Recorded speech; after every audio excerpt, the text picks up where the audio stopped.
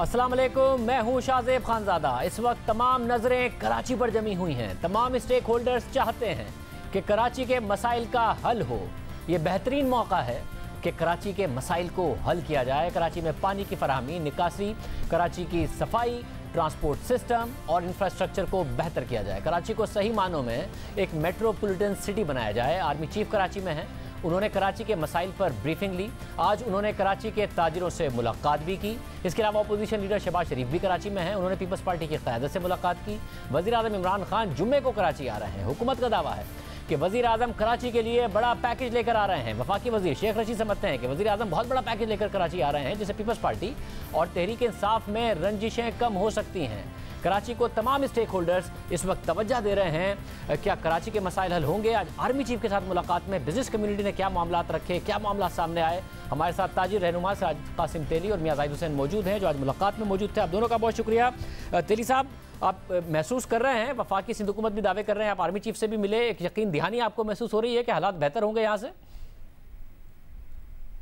देखिए, हम यकीन दहानी तो कोई खास नहीं है। बात यह है कि हमने सारी बातें इनसे की है। जो कराची का हाल है, इन्होंने खुद भी हेलीकॉप्टर के जरिए पूरा ऊपर से देखा है। जो अभी भी हालात खराब है बहुत सी जगहों पे, जैसे नया नाजमाबाद वगैरह है, डिफेंस के कुछ इलाके हैं।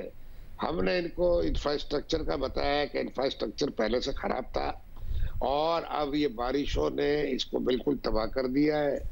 और 7 इंडस्ट्रियल जोन में 26,000 इंडस्ट्रियां हैं। और उधर आप गलियों में चले जाओ, मेन रोड को छोड़ के, या आप शारा फैसल के गलियों में चले जाओ, तो आपको हर जगह पे ये समझ आएगी कि कोई भी आपकी जीप भी नहीं चल सकती। तो इससे हम मेहरबानी ये करें, एनडीएमए को, एफडब्ल्यूओ को सौंपे और कोशिश करें पॉलिटिकल लोगों से मिलके कोई तरीके से फंडिंग करा के हमारा इंफ्रास्ट्रक्चर बनवा दें। इन्होंने बिल्कुल ये कहा कि भाई एक कमेटी बनी है फेडरल और प्रोविंशियल की, और हम भी कोशिश कर रहे हैं, इनको बातें कर रहे हैं और उम्मीद तो है कि कोई ना कोई रास्ता निकलेगा।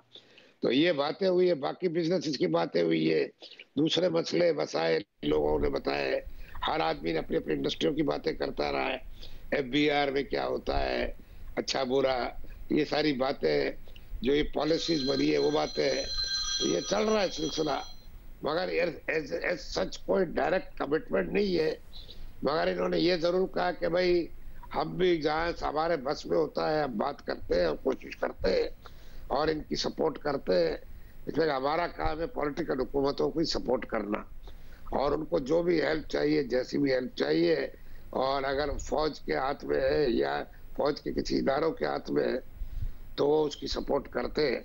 और इस दफा भी इनकी कोशिश यही है कि जो सपोर्ट फौज की चाहिएगी इस मामले में, सिंध हुकूमत को या फेडरल हुकूमत को वो जरूर करेंगे। मियां जाहिद हुसैन साहब, आप बताइएगा, आपका क्या तासुर है मुलाकात के बाद? जी, मैं ये समझता हूं कि जिस तरीके से आज हमारी मुलाकात हुई है और फ्राइडे को प्राइम मिनिस्टर भी आ रहे हैं, और ये बारिश एक बहुत बड़ी तबाही थी जो हम सब ने देखी। 90 ईयर्स का रिकॉर्ड टूटा, मगर साथ ही साथ इदारों की नाअहली का भी रिकॉर्ड टूटा है। और हमने यही चीज बताई है और प्राइम मिनिस्टर को भी बताएंगे, आज आर्मी चीफ को भी यही बात बताई है। और हमें बड़ी तवक्को है कि जिस लेवल पे और जिस अंदाज में इन चीजों को टेकअप किया जा रहा है, हम समझते हैं कि इस तबाही से अब कुछ ना कुछ जिस तरीके से इदारे मतवज्जो हुए हैं, इंशाल्लाह इसका कोई ना कोई अच्छा और मुस्बत नतीजा निकलेगा। और जिस अंदाज में हमें कहा गया है और जो हमें उसमें नजर आया है, बॉडी लैंग्वेज जो नजर आई है, तो हमें उसमें पूरी तवक्को है कि इंशाल्लाह ये काम होगा। सिराज कासिम तेली साहब, ज़ाहिर वादे तो बहुत किए गए हैं कराची के अवाम से। वफाकी हुकूमत ने 2 साल में किए, सिंध हुकूमत ने 12 साल में किए। इस दफ़ा आपको लगता है कि जिस किस्म का क्राइसिस आया है उसके बाद कोई उम्मीद है कि इस दफ़ा जो वादे किए जा रहे हैं वो पूरे करेंगी हुकूमतें? उम्मीद पर तो शाहजेब दुनिया कायम है। और मुझे इस दफा लगता है जो कराची का जितना शोर हुआ है, इतना हाल खराब हुआ है, और जितनी बातें हम लोगों ने टीवी पे और हर जगह पे की है, और मीडिया माशाल्लाह शोर कर रहा है, तो ऑब्वियसली काम तो होगा। अब कितना होता है, किस लेवल का होता है, कि और आसानी से होता है, कैसे होता है, ये अभी अब इमरान खान साहब आ रहे हैं फ्राइडे को, और सुना यही है कि वो आके बहुत सारे अनाउंसमेंट करेंगे कराची पैकेज के अलावा ये सिस्टम का भी, कि कैसे ये सारा काम किया जाएगा। हमें लगता है इमरान खान के अनाउंसमेंट तक हमें वेट करना चाहिए। जाहिर साहब, आपको भी लग रहा है कि इस दफ़ा हुकूमतें डिलीवर करती नज़र आएंगी? ये माजी की तरह के वादे नहीं हैं और माजी की तरह खबरें आई, एक्शन ले लिया, ये बारिश का मामला जाएगा फिर नहीं दब जाएगा? जी बिल्कुल, बात यह है कि आपको याद होगा कि हम पहले से ये अपने मुतालबात उनको पेश करते रहे हैं मुख्तलिफ इदारों को, और हम ये कहते रहे हैं कि 2600 अरब रुपए सालाना टैक्स देने वाला जो शहर है, इसको अगर आप पूरा इंफ्रास्ट्रक्चर देंगे, पूरा एनवायरनमेंट देंगे, ईज ऑफ डूइंग बिजनेस देंगे, तो हम 4000 अरब रुपए भी टैक्स दे सकते हैं। तो यही चीजें आज हमने उनके गोशगुजार की हैं। उन्होंने कहा कि जी ठीक है, हमने एक जो यानी जो कमेटी बनाई गई है ऑलरेडी, और उस कमेटी में एनडीएमए ने भी जिस तरीके से काम किया है, और उनका यही कहना था कि इंशाल्लाह ये अब हम काम करेंगे और इसमें आप देखेंगे कि इसमें अच्छे असरात आएंगे, और शहर का जो इंफ्रास्ट्रक्चर है जिसमें सड़कें पूरी तबाह हो चुकी हैं, जिसमें सीवरेज मिला पानी आ रहा है, पानी वैसे ही नहीं आ रहा, नापेद है। एक बड़ा कंसर्न जो हमने शो किया है, हमने कहा जी जो इदारे बने हुए हैं ऑलरेडी, बहुत सारे इदारे बने हुए हैं, हर चीज का एक इदारा मौजूद है, मगर उनके कोई रिजल्ट नहीं है, उनमें बिल्कुल ना अहली और ना कारकर्दगी सामने नजर आ रही है। चाहे उसमें फंड्स के इश्यूज हों, उनके पास फंड्स नहीं होते, या इख्तियारात नहीं होते, या कैपेसिटी के इश्यूज हैं, तो बहुत सारे इश्यूज तो हैं उसमें। लेकिन हमारा कहना यह है कि आखिर हमने इंडस्ट्री चलानी है, लोगों को रोजगार देना है, शहर और मुल्क की खुशहाली के लिए काम करना है, तो उसके लिए हमें एनवायरनमेंट दिया जाए, उसके लिए हमें एक सिस्टम दिया जाए। तो अब मैं समझता हूं कि ये जो इदारों के सरबराह हैं हमारे, ये भी कहा गया कि जी वो इदारों के सरबराह को हम टेलीफोन करते हैं या उन्हें अपने कंसर्न बताते हैं, वो अवेलेबल नहीं है, वो एक्सेस में नहीं है, वो बात नहीं सुनते। तो ये भी चीजें हैं जो गोशगुजार की गई हैं, और इंशाल्लाह प्राइम मिनिस्टर को भी बताएंगे। और हमें यकीन है कि अब चूंकि जिस लेवल पे और जिस अंदाज में जिस कमिटमेंट का इजहार किया जा रहा है, तो होपफुली मैं समझता हूं कि इसमें सिर्फ मेरी राय नहीं है बल्कि सब लोगों की राय यही थी कि इसमें अब कुछ ना कुछ इंशाल्लाह बेहतरी आएगी। बहुत शुक्रिया, बिजनेस कम्युनिटी की राय आपने सुनी। हमारे साथ वज़ीर बल्दियात सिंध, वज़ीर इत्तलात सिंध नासिर हुसैन शाह साहब मौजूद हैं। शाह साहब बहुत शुक्रिया। शाह साहब, 12 साल हो गए आपकी हुकूमत को, कराची के अवाम को जो आपने वादे किए, जो उम्मीदें दिलाई थी, पूरी नहीं की। अब क्राइसिस आया, कराची के अवाम को फिर उम्मीद दिलाई जा रही है। आर्मी चीफ कराची में आए हैं, वज़ीर आज़म जुम्मे को आ रहे हैं, कहा जा रहा है बड़ा पैकेज होगा, उन्होंने प्रपोजल आपको पहले ही भेजा है। बिजनेस कम्युनिटी पॉजिटिव है, कराची के अवाम भी उम्मीद करें कि इस दफ़ा माजी के बरक्स आप लोग डिलीवर करेंगे, वफाकी और सिंध हुकूमत दोनों भी मिलकर डिलीवर करेंगे कराची के लिए।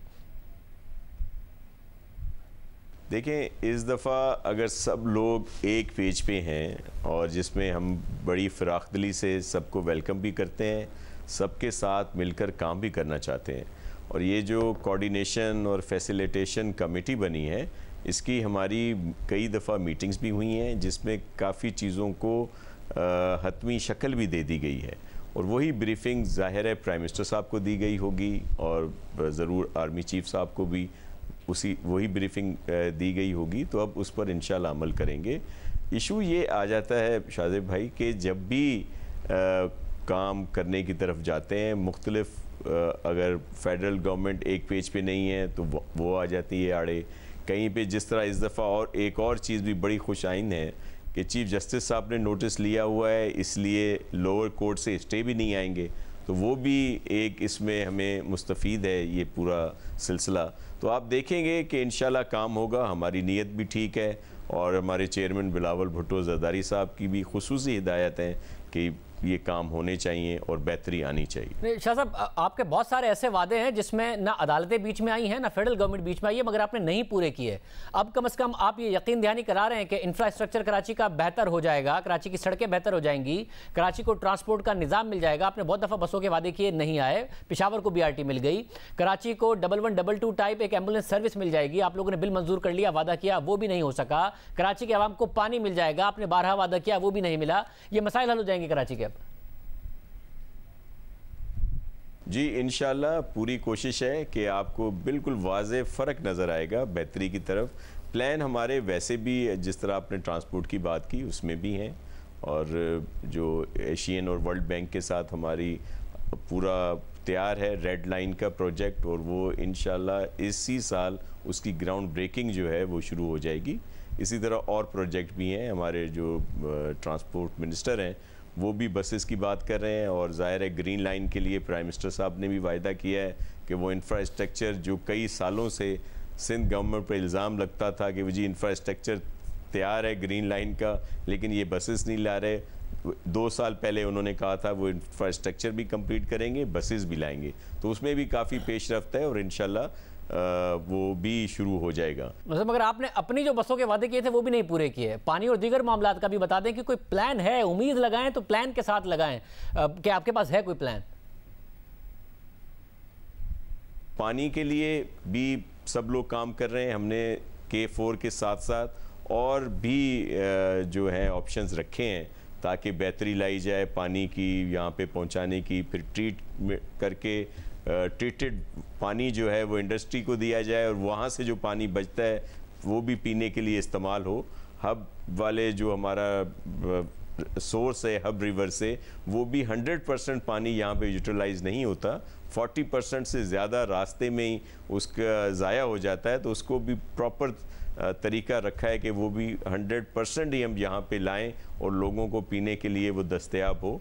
और भी इश्यूज़ हैं जिन पर काम हो रहा है। मैं आपको यकीन दिलाता हूँ कि इंफ्रास्ट्रक्चर में भी बेहतरी आएगी और इन तमाम चीज़ों में इम्प्रूवमेंट नज़र आएगी इंशाल्लाह। पहला सिग्नल ये होगा कि आप लोग कितने संजीदा हैं कि वज़ीर आज़म की और चीफ मिनिस्टर की मुलाकात हो। चीफ मिनिस्टर कहते हैं मिलते नहीं है, वो आते हैं कराची, वो कहते हैं कि चीफ मिनिस्टर रिसीव नहीं करने आते। इस दफ़ा मुलाकात है जब वो जुम्मे को आ रहे हैं?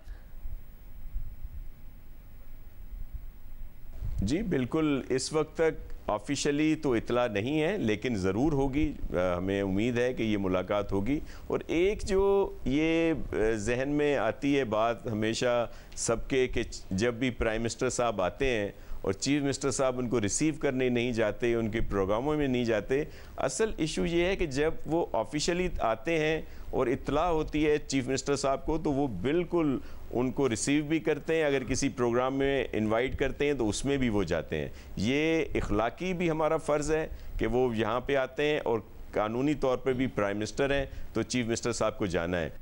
मतलब वज़ीर आज़म को यहाँ आ रहे हैं, मिलना चाहिए, मगर जुम्मे को ऑफिशियल है, पता भी है आपको, वज़ीर आला जाएंगे उन्हें रिसीव करने? जी मुझे पूरा यकीन है कि वो हमें इत्तला देंगे, क्योंकि देखिए प्राइम मिनिस्टर साहब का एक प्रोटोकॉल होता है और वो उनका एक शेड्यूल निकलता है जिसकी कॉपी चीफ मिनिस्टर को दी जाती है कि अगर वो ऑफिशियली आ रहे हैं तो फिर चीफ मिनिस्टर साहब उनको ज़रूर रिसीव भी करेंगे। और जो वो मीटिंग होगी हमें तो ज़ाहिर है यकीनन इस दफ़ा की मीटिंग में चीफ मिनिस्टर साहब को ज़रूर बुलाया जाएगा और जो हमारे दीगर वफाकी वुज़रा साहिबान जो हमारी कोऑर्डिनेशन और फैसिलिटेशन कमेटी में हैं वो भी होंगे और यहाँ की भी जो टीम है वो भी उसमें होगी। बहुत शुक्रिया सैयद नासिर हुसैन शाह साहब हमारे साथ मौजूद थे। कराची के अवाम में उम्मीद पैदा हो रही है, तो उम्मीद करते हैं कि मामला सियासत की एक दफ़ा फिर नज़र नहीं हो जाएगा, ये सियासी नारे नहीं होंगे, कराची के अवाम के लिए डिलीवर किया जाएगा। दूसरी तरफ कराची के बाद बारिशों ने खैबर पख्तूनख्वा में भी तबाही मचा दी है। सूबे भर में बारिशों के बाद दरियाओं और नदी नालों में सैलाबी सूरत हाल है। सूबाई disaster management authority Khyber Pakhtunkhwa के मुताबिक सूबे में सैलाबी रेलों से कई राब्ता पुल बह गए हैं, दर्जनों देहात ज़ेरे आब आ गए हैं। मुसलसल बारिश, लैंडस्लाइडिंग और सैलाबी रेलों की वजह से मकानात और होटलों को भी शदीद नुकसान पहुंचा है। मुख्तलिफ हादसात में अब तक 23 जानें चली गई हैं। हज़ारा डिवीजन में बारिश और लैंडस्लाइडिंग से दर्जनों मकानात और 1 दर्जन से ज़्यादा माइक्रो हाइड्रो पावर प्लांट्स तबाह हो गए हैं, जबकि मालाकंड डिवीजन में मुसलसल बारिश और लैंडस्लाइडिंग की वजह से सवात के मुख्तलिफ इलाकों में दरिया की लहरें बेकाबू हो गई हैं। सिर्फ सवात में सैलाब में बहकर 5 अफराद दम तोड़ गए। मालाकंड डिवीजन में तबाही के बाद दरियाए सवात का रेला 4 सद्दा और 9 शहरा से गुजर रहा है। इंतजामिया ने वादी कलाम से 500 सयाहों को महफूज मकामात पर मुंतकिल कर दिया है, जिसके बाद कुछ सयाह अपने घरों को वापस जा रहे हैं और कुछ मेगोरा के होटलों में मुंतकिल हो गए हैं। इस वक्त सवात में क्या सूरत हाल है, सैलाबी रेलों से क्या नुकसानात हुए, हुकूमत क्या कर रही है, तो हम एक ब्रेक शामिल करते हैं। उसके बाद बात करेंगे नवाज शरीफ की सियासत का मुस्तकबिल क्या है, क्या वो अदालती हुक्म के तहत वापस आ रहे हैं। एक ब्रेक के बाद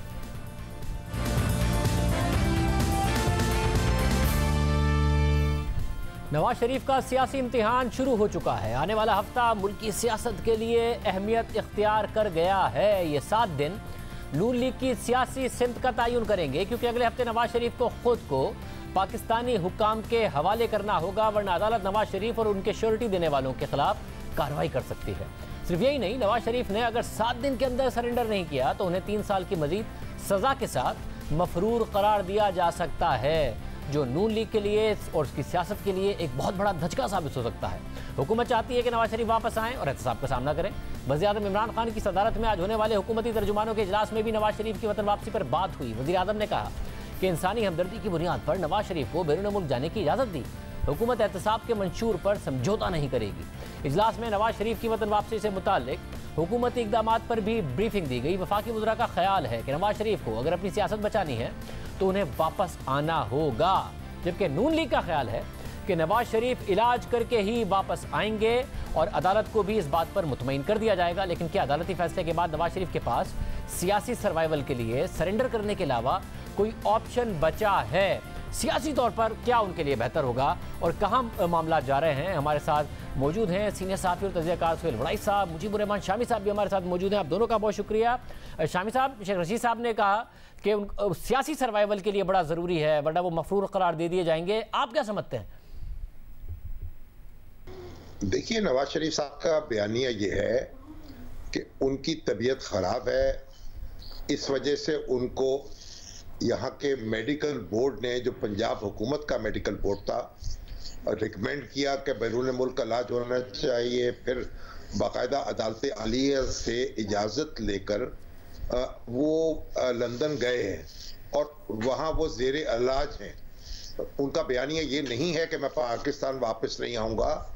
उनका एलामिया ये है या बयानिया ये है कि वो वहाँ उनका इलाज किया जा रहा है, वो डॉक्टरों के ज़ेरे निगरानी वो उनकी सेहत जो है उसका जायज़ा लिया जा रहा है और उनको अद्वियात दी जा रही हैं और उन्होंने कुछ प्रोसीजर उनके करने हैं। तो जब तक वो बात मुकम्मल नहीं होती उस वक्त तक आप ये कैसे कह सकेंगे कि नवाज शरीफ साहब मफरूर हैं और यहाँ वो आना नहीं चाहते। बल्कि अगर वो आने का फैसला करें तो इसका मतलब है अपनी जो पहले से कही गई बातें हैं उनकी वो तरदीद कर देंगे, उनका अपना बयानिया गलत हो जाएगा। गोया वो बीमार नहीं थे, बहाना बना रहे थे, इसलिए वापस आ गए हैं। तो मैं नहीं समझता कि अभी वो मरहला आ गया है कि उनका सियासी कैरियर जो है वो स्टेक पे लग गया है या उनकी शख्सियत शदीद तरीन मजरूह हो जाएगी इस बात से अगर वो वापस आने का फैसला नहीं करते। सब वो क्रिटिकल थे इसलिए गए थे। अब अगर क्रिटिकल नहीं है तो उन्हें अदालत के सामने क्या नहीं आना चाहिए? जिन अदालतों ने उन्हें रिलीफ दिया और अगर उनकी तबीयत ख़राब है हो तो फिर अदालत से कहें कि उन्हें रिलीफ दिया जाए और अगर वो नहीं आते तो शहबाज शरीफ या APC रहबर कमेटीज़ के जरिए कोई मूवमेंट बना सकते हैं अगर शहबाज शरीफ लीड कर रहे होंगे और नवाज शरीफ नहीं आ रहे होंगे और मफरूर करार दे दिए जाए। देखिए, अगर उनकी आशीर्वाद हासिल होगी और वो भी उसके साथ शरीक होंगे दामे दरमे कदमे ना सही सुखने सही, तो फिर उसका तासुर और होगा। और अगर उनको नज़रअंदाज करके या उनकी हदायत को फरामोश करके या उनके अल्लाह रहम को काम किया जाएगा तो फिर मामला कुछ मुख्तलिफ होगा। देखिए, इस वक्त ना तो नवाज शरीफ की कानूनी लड़ाई ख़त्म हुई है ना आने के हवाले से और ना उनकी सियासी जो सूरत हाल है उसमें कोई तब्दीली वाक़ई हुई है। और ये जो इस्लामाबाद हाई कोर्ट में हुआ है, मैंने तो कई वकीलों से पूछा है और जहाँ तक कानून की मेरी शुद्ध है, नवाज शरीफ साहब का कोई इस्लामाबाद हाई कोर्ट में मौजूद होना ज़रूरी नहीं है अपील की समाअत के दौरान। ये मुकदमा जब ट्रायल हो रहा होता है उस वक्त मुल्ज़म का हाज़िर होना ज़रूरी होता है। अब तो उनके बगैर भी उनकी अपील सुनी जा सकती है और इस्लामाबाद हाई कोर्ट के सामने भी जब शवाहिद पेश होंगे और उनके डॉक्टर जो लंदन में हैं उनके सर्टिफिकेट आएंगे तो फिर उसके ये फैसला करना आसान नहीं होगा कि आप उन सर्टिफिकेट्स को रद्द कर दें और ये उनके अलग ये कहें कि आपको हर कीमत पे यहाँ आना है। फिर तो उनके जाने की ज़रूरत ही नहीं थी। अगर यहाँ आकर भी उनकी जान जो है उसको खतरा लाक नहीं होता फिर उनको भेजने की क्या ज़रूरत थी। तो मेरा ख्याल अभी आप ये जो लड़ाई है या ये जो कशमकश है ये अभी जारी है, इसका नुक्ता इख्तिताम नहीं आया, कानून की अदालत में भी और अवाम की अदालत में भी।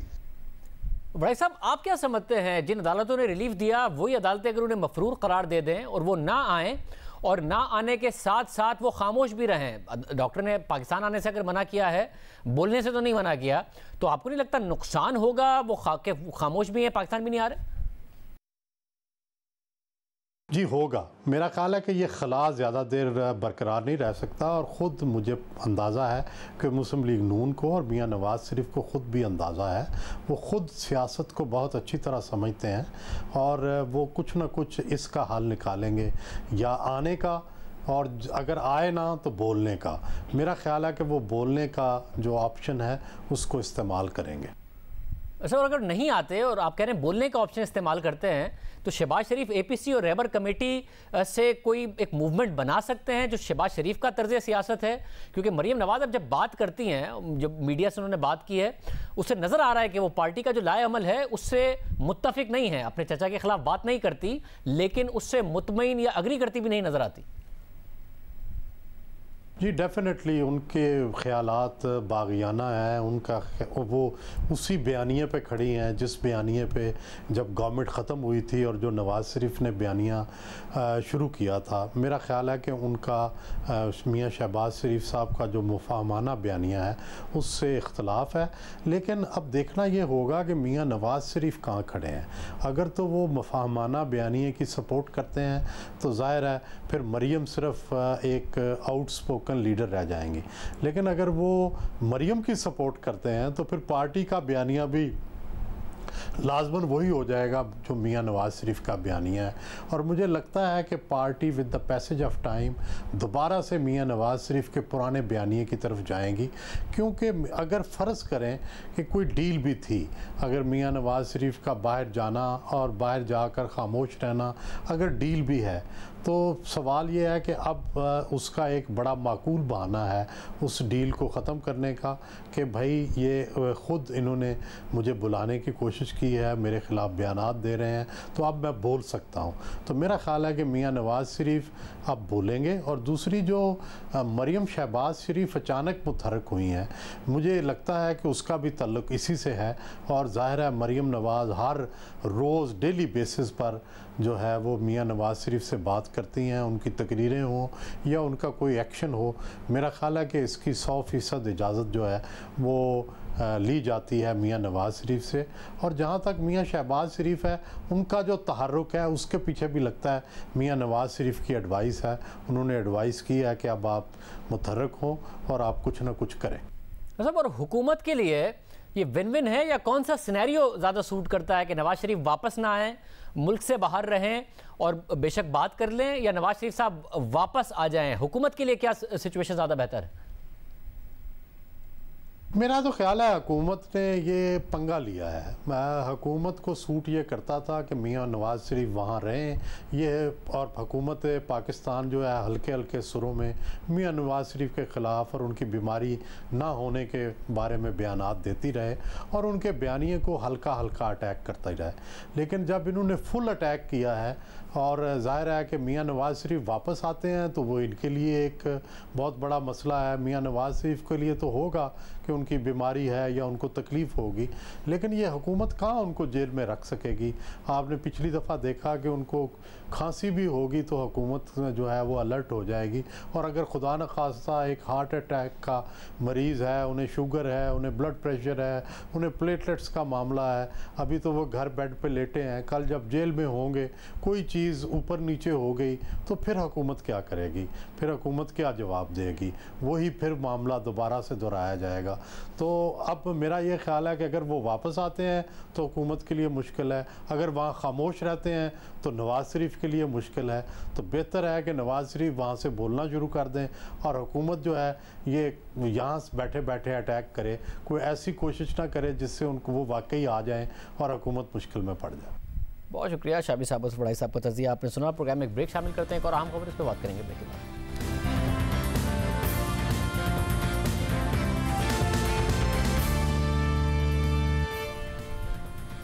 भारत को इस वक्त 3 खतरात का सामना है। एक तरफ चीन के साथ सरहदी कशीदगी बढ़ रही है, दूसरी तरफ कोरोना वायरस काबू से बाहर हो गया है और तीसरी तरफ भारतीय मईशत बदतरीन बहरान का शिकार हो गई है। सबसे पहले बात करेंगे भारत और चीन के दरमियान कशीदगी की। दो न्यूक्लियर पावर्स एक दूसरे के आमने सामने हैं और आलमी मीडिया ये खदशा जाहिर कर रहा है कि कोई भी तसादुम तबाहकुन साबित हो सकता है। अमेरिकी सेक्रेटरी खारजा माइक पोम्पियो ने यह उम्मीद जाहिर की है कि भारत और चीन सरहदी तनाज़े का पुरअमन हल तलाश करेंगे। साथ ही उन्होंने चीन के पड़ोसी ममालिक के साथ तनाज़ों पर भी तनकीद की है। इस वक्त भारत और चीन एक दूसरे पर सरहद की खिलाफवर्जी करने और उनकी कोशिशों को नुकसान पहुंचाने का इल्जाम लगा रहे हैं। भारतीय वजारत दिफा ने दावा किया है कि चीन ने लद्दाख की झील के जनूबी किनारे पर सरहदी सूरत हाल को कशीदा बनाने की कोशिश की है। इसी झील के शुमाली किनारे पर 15 जून को पहले भी दोनों ममालिक की फौजों में झड़प हुई थी, मगर अब इसी इलाके में एक और तनाज़े ने जन्म ले लिया है। भारतीय हुकाम के मुताबिक 29 और 30 अगस्त की रात को 500 चीनी फौजियों ने सरहदी हुदूद की खिलाफवर्जी की, जिसको भारत ने नाकाम बना दिया। दूसरी जानिब चीनी फौज ने दावा किया है कि भारतीय फौजियों ने गैर कानूनी तौर पर सरहद अबूर की, जिस पर चीन ने अपनी इलाकाई सालमियत का दिफा करते हुए जवाबी इक़दाम किए। इस हवाले से भारत में कायम चीनी सिफारत खाने ने सख्त बयान जारी किया और मौक़िफ़ अख्तियार किया कि भारतीय फौजियों ने गैर कानूनी तौर पर सरहद की खिलाफ वर्जी की है। भारत के इस कदम से सरहद पर अमन व अमान को ज़बरदस्त नुकसान पहुंचा है। चीन ने कभी भी जंग को हवा नहीं दी है और ना किसी की ज़मीन पर काबिज हुआ है।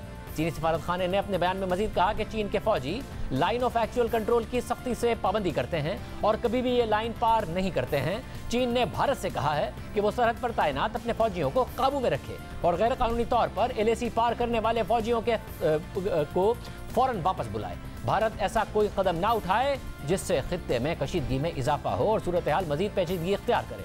यानी दोनों ममालिक एक दूसरे पर जारहाना रवैये का इल्ज़ाम लगाते रहे। इस वक्त लद्दाख की सरहद पर दोनों ममालिक की फौजें आमने सामने हैं। इस कशीदगी के बाद अब एक बार फिर भारतीय हुकूमत दबाव में आ गई है। मुसलसल तीसरा दिन है भारतीय हुकाम मुलाकातें कर रहे हैं और आइंदा की हिकमत अमली पर गौर हो रहा है।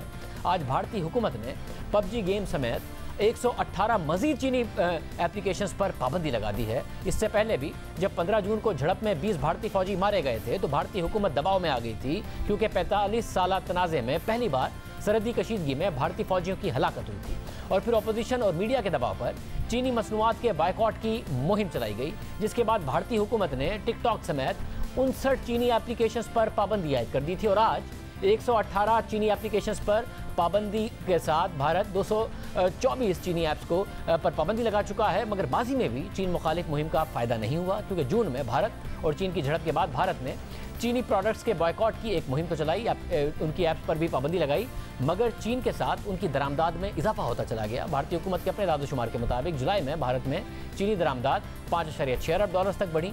हालांकि अप्रैल और मई के महीने में चीनी दरामदाद में 3.2 अरब डॉलर्स की कमी आई थी, मगर फिर जून में बॉयकॉट मुहिम चलाई गई। फिर जून और जुलाई में भारत की चीन से दरामदाद बढ़ गई। जून के बाद अब एक बार फिर दोनों ममालिक आमने सामने हैं, एक दूसरे पर इल्जाम तराशियां कर रहे हैं। भारतीय हुकूमत इस वक्त वाज़ेह तौर पर दबाव में नजर आ रही है, ज़ाहिरी इक़दाम ले रही है, लेकिन क्या ये इक़दाम उसके चीन पर इन्हिसार को कम करेंगे, ये सवाल अहम है। जहां एक तरफ इस वक्त भारत को सरहदी कशीदगी का सामना है, तो वहीं भारत में कोरोना वायरस भी काबू से बाहर हो रहा है।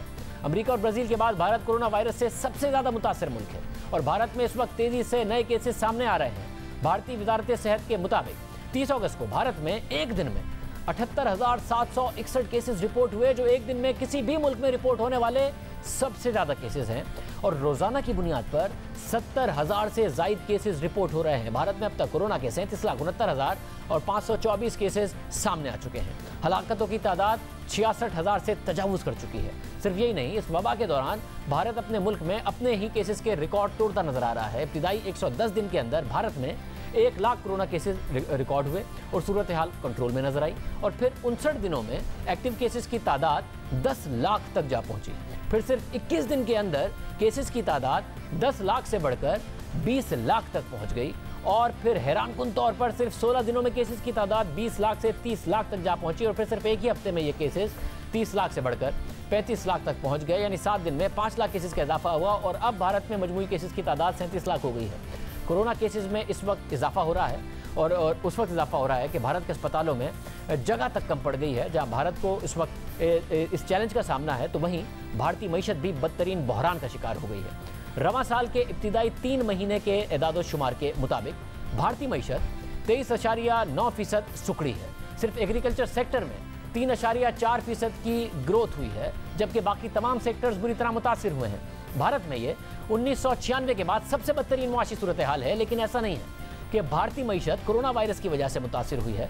कोरोना वायरस भी एक वजह है, मगर भारतीय मईशत पहले ही बहरान का शिकार थी। गुज़िश्ता माली साल में भारतीय तरक्की की शरह 4.7% थी और बेरोजगारी की शरह 45 साल की बुलंद तरीन और बदतरीन सतह तक पहुँच गई थी और कोरोना वायरस की वबा ने इसकी मईशत को मजीद नुकसान पहुँचा दिया है। कोरोना वायरस के बाद दुनिया की किसी भी मईशत में एक क्वार्टर में 24% की गिरावट नहीं देखी गई। जैसा कि आप स्क्रीन पर देख सकते हैं कि दुनिया भर की मईशतें बुरी तरह मुतासिर हुई, मगर भारत सबसे ज्यादा मुतासिर हुआ है। भारतीय इंडस्ट्री कोरोना वबा के फैलने से पहले ही सुस्त रवि का शिकार थी, बेरोजगारी बढ़ रही थी, बरामदात में इजाफा भी नहीं हो रहा था, जीडीपी ग्रोथ तवक्का से पहले ही कम थी, मगर कोरोना वायरस ने मजीद तबाही मचा दी है और भारतीय मईशत एक तिमाही में 24% तक सुकड़ गई है।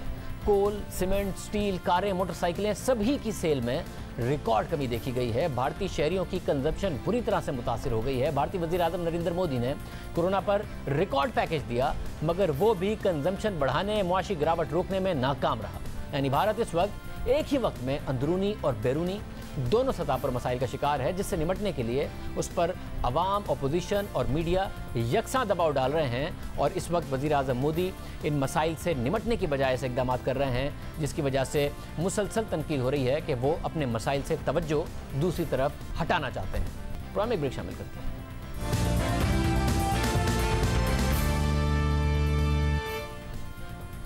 वज़ीर-ए-आज़म इमरान खान ने जेल में कैद, सज़ा याफ्ता और अंडर ट्रायल ख़वातीन के लिए अहम ऐलान किया है। आज अपने ट्विटर पैगाम में वज़ीर-ए-आज़म इमरान खान ने कहा कि इंसानी हुकूक की वजारत, अटॉर्नी जनरल और बैरिस्टर अली ज़फ़र के साथ मुलाकात के बाद मैंने अंडर ट्रायल और सज़ा याफ्ता ख़वातीन कैदियों की रिहाई के लिए सुप्रीम कोर्ट के अहकामात पर फौरी अमल दरामद करने को कहा है।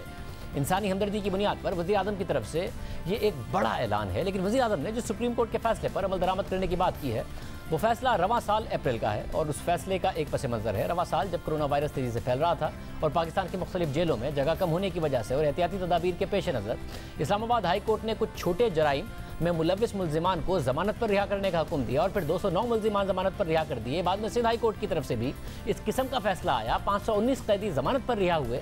कैदियों की इस तरह रिहाई को बाद में सुप्रीम कोर्ट में चैलेंज किया गया। 7 अप्रैल को सुप्रीम कोर्ट ने इस मामले पर फैसला सुनाते हुए कैदियों की रिहाई को कलअदम करार दिया। इन कैदियों की दोबारा गिरफ्तारी के अहकाम जारी हुए, लेकिन अहम बात यह है कि अटॉर्नी जनरल की तरफ से दी गई तजावीज़ को मंजूर करते हुए सुप्रीम कोर्ट ने कुछ मखसूस कैदियों को अपने इस फैसले से मुस्तस्ना करार दिया। अटॉर्नी जनरल की दी गई तजावीज़ के मुताबिक जिन मुल्जिमान को 3 साल से कम की सज़ा हुई उन्हें ज़मानत की इजाज़त देनी चाहिए, बशर्ते कि वो मुल्जिमान ख़वातीन या बच्चों के साथ बदसलूकी में मुलविस ना हो और ये फ़ायदा सबसे पहले जहनी और जिस्मानी बीमारियों में मुब्तला कैदियों को दिया जाए। अटॉर्नी जनरल ने तजवीज़ भी दी थी कि ज़मानत का ये फ़ायदा उन अंडर ट्रायल मुल्जिमान को भी दिया जाए जिनकी उम्र 55 साल या उससे ज़्यादा है। चौथी तजवीज़ ये थी कि ज़मानत का ये फ़ायदा तमाम अंडर ट्रायल ख़वातीन कैदियों और बच्चों को भी दिया जाए और वो ख़वातीन कैदी और बच्चे जिन्होंने अपनी सज़ा का 75% मुकम्मल कर लिया है, उन्हें इस खुसूसी ज़मानत का फ़ायदा मिलना चाहिए। साथ ही वो मुल्जिमान जिनके कैद में रहने की मुद्दत में 6 माह या उससे कम मुद्दत रह गई है, उन्हें भी ज़मानत मिलनी चाहिए। ये अटॉर्नी जनरल की तजावीज़ थी जिन्हें सुप्रीम कोर्ट ने तस्लीम किया, लेकिन हुकूमत इन तजावीज़ में से फ़िलहाल एक पर अमल करने जा रही है। इजाज़त दीजिए।